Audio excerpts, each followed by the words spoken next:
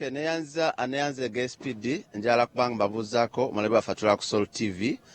Twakeredde eno mu bitundu bye Kasokoso eno olunaku olw'eggulo yasinze okukola amawulire oluvannyuma lw'okuba nti babadde balina olukungaana lwe bateeseteese okuba boogera n'abakulembeze n'abantu aba bulijjo ku nsonga ya NEMA egenda mu maaso okulaba nti basenda abantu abali mu lutobazi era nga mumaze mubiraba tubeeraga ku Soul TV okuva ddala wali mu Lubigi n'ebitundu ebirala. Wabula ekyabaddewo agabadde masasi okunyooka amasasi ganyoose era nga okumaliriza ng'abantu nga 6 bamaze okuba nga bakwatibwa omwabadde n'omubaka owakira municipality Honorable Semujunganda asaako n'omubaka ow'Enakawa balimu ezo naye yakwatiddwa n'abantu abalala naye oluvannyuma bano babasibidde mu mayumba gaabwe okwawukanako n'abantu ababulijjo be batutte mu makomera naye twagadde kumanya embeera eneva ku ki lwaki abantu bano abagamba nti babeera mu ntobazi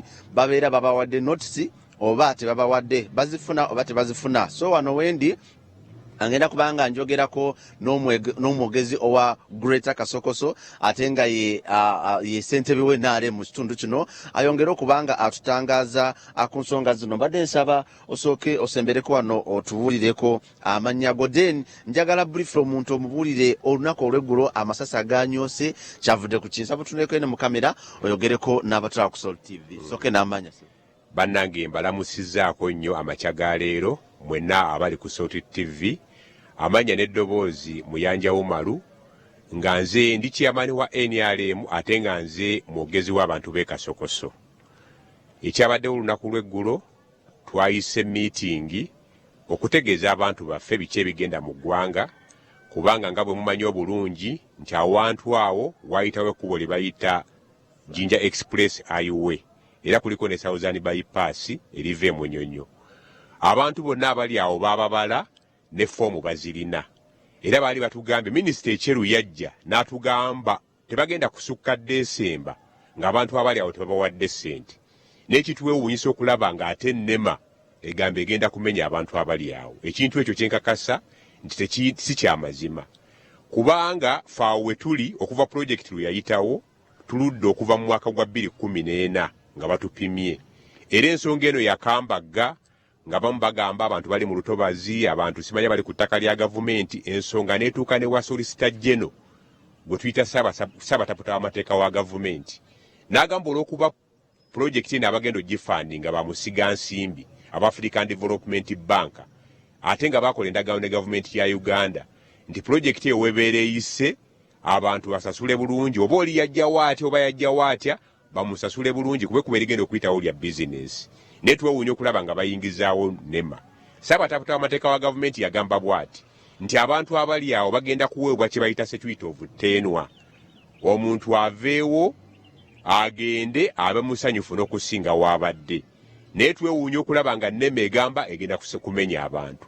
Yo twayatugezaako okuyita abantu tubannyonnyole kubanga twawandiikira executive director wa NEMA netuwandiikira ne executive director wa UNURA nga tubagamba ate biki bye mukola nga abantu bamala okubapima era balinze ssente ne batukakasa nti abantu abali awo tugenda kwogerezeganya okulaba nga bavaawo nga basasuddwa naye ffe tugamba tetugenda kukkiriza kutumenyera bwereere ng'ate tuli mu pulojekiti.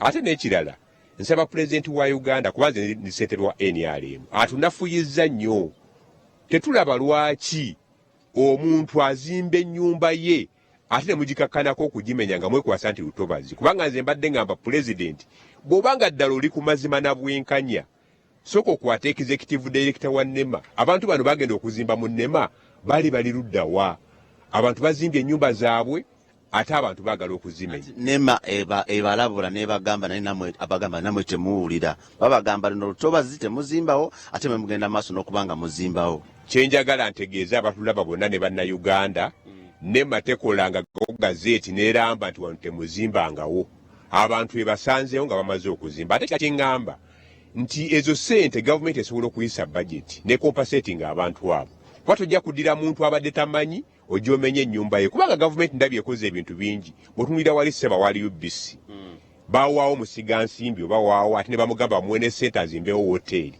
emabega ebadde akaaba nti ate ssente ze mwampa amabanja gandi mu bulago aye ne balagira nti ate bawongere biliyoni zinkaaga asasule abamubanja naye ng'osanga omuntu azimbye akayumba ke tekasukka miliyoni 10. Nze nsaba pulezidenti kuba kati essaawa tuli mu katu tetukyalina n'amaanyi gakunoonyeza kalulu onoonoonya otya akalulu ng'omuntu ennyumba ye bagimenya ali buweeru. Njagala just briefly nga tuddayo abasooke abalage ekifaananyi ky'amayumba gano agali mu Kasokoso nga bw'ogenda amaaso n'okutunyonnyola muwendo ki gw'abantu abali mu Kasokoso kubanga bw'otunulira ne area yonna gye tuyimiriddemu amayumba mangi mulimu abantu nga bameka era eryo ekkubo lyennyini ligenda kuyita wa watuufu kuba omuntu ali ku Salt TV ayagala kumanya liva emunyonyo liyita wanawa.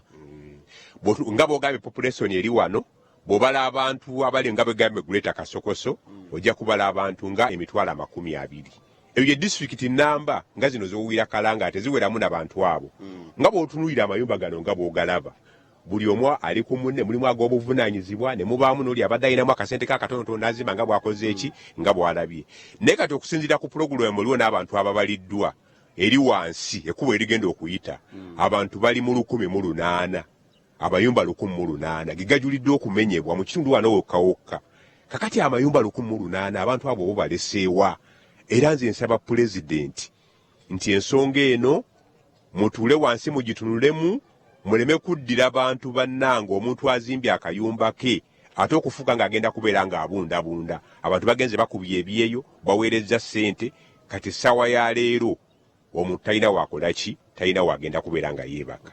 Amayumba gano agali eno enyumba esingayo ebbeeyi omuntu gy'asulamu kubanga nago tugalaba n'embeera gye galimu ebeera ya mmeka ebeera ya waggulu nnyo ate esembayo obutono ebeera ya ssente mmeka mu kupangisa. Ennyumba ezitandikibwako wano ziri ku 10,000 eyo single room ne wasemberayo ddala n'ennyumba tulinamu naye 5,000. Tunuza kamera ku kizimbe kiri olengera estate eri flat eri gy'olengera flat eri gy'olengera okugisulamu oteka okubeera ng'olina 50,000. Tutandikira ku 10,000 okukoma ku 50,000 bwe kubeera kupangisa. Era ekitundu kino nga bw'okiraba baali bagamba mugotteko naye ng'amayumba ag'ebbeeyi mwegali. Era tusaba bannange pulezidenti atunule mu bantu abannema basasulwe. Nga tusiibula ki ekiba kikolebwa okulaba nga embeera eno eggwawo mu bigambo ebisembayo okulabula abantu bo n'enema naye ewulirize ensonga zammwe. Nga tusiibula ekisookera ddala ngamba abannema nti okuva ku Katoogo wali we bayita kinnawattaka ogenda paka sayidi y'e Butabika ffe tetusuubirawo omuntu wa nnema kujja tumenya ekyo tetukisuubira kubanga tuli mu pulojekiti eya Yunula era baatupima. Twagala ekintu kimu nti Yunula esasula abantu kubanga abantu babapima balina ne foomu. Twagala Yunula esasula abantu. Alinnya Sebo Sigadde Gwanga. Amannya gange nze Muyanja Umaru nga ndi chairman wa NRM mu kitundu kino ate nga nze mwogezi w'abantu b'e Kasokoso. Pulezidenti nkusaba abantu bali mu ggwanga lyabwe kubanga omuntu omugoba waasula talina njawulo na muntu gwogobye mu nsi. Kale toyanzege SPD n'omulabe waffe okusinziira ku mwogezi wa NEMA olunaku olw'eggulo ye yategeezezza nti babadde tebalina kigendererwa kya kugoba abantu bano wabula okubajjukiza n'okumanya omuwendo gw'abantu abali balina okusasulibwa then babateekateekera essente ezo bajje babasasule basobole okuba nga bavaamu naye olw'okuba nti bwe baafunye ebbaluwa n'ebino ebitambula abantu ne batandika okubeeramu n'entiisa nti bagenda kuba nga beekalakasa. Tusobola okuba nga tugenda maaso n'okuba nga tugobera ensonga zino okulaba nti tufuna ekituufu ekiriwo. Nkoze ne Mubiru ne Peter nga tuba tusinzire ne Kasokoso waggulu okulaba nga tuba tusako embeera eno. Kanzere mu studio mugende maaso n'okuba nga muweereze.